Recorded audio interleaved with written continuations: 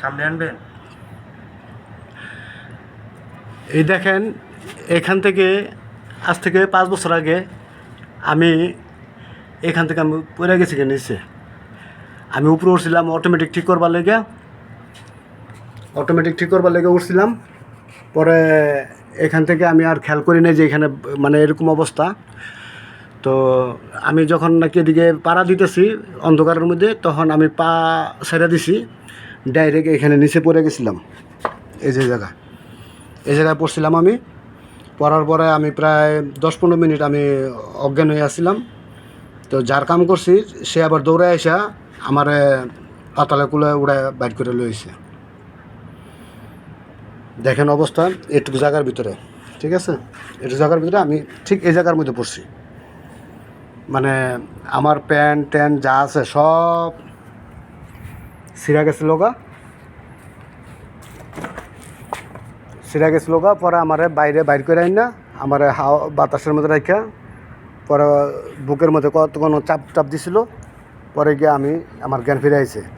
পরে ওইটা দেখি আমার এই প্যান্টগুলো আছে না, প্যান্টগুলো আমার ছিঁড়া পুরো খুলে গেছে।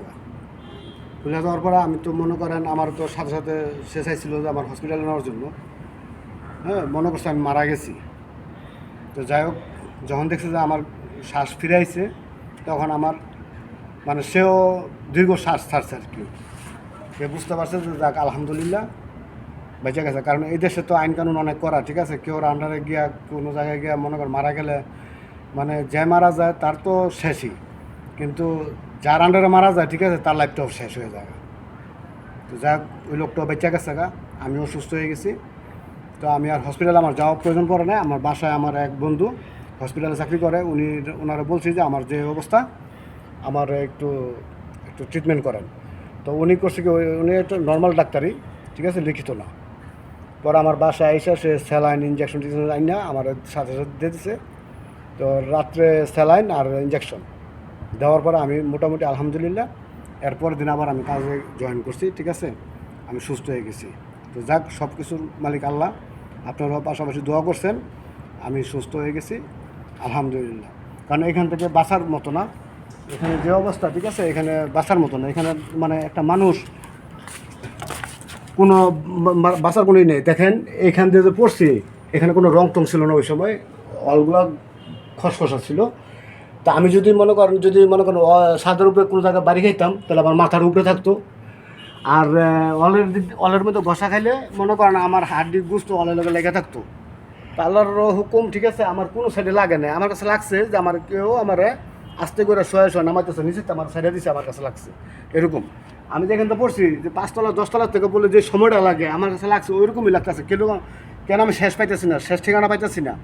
আমি তো পড়তেই আছি, পড়ার মধ্যে আছি।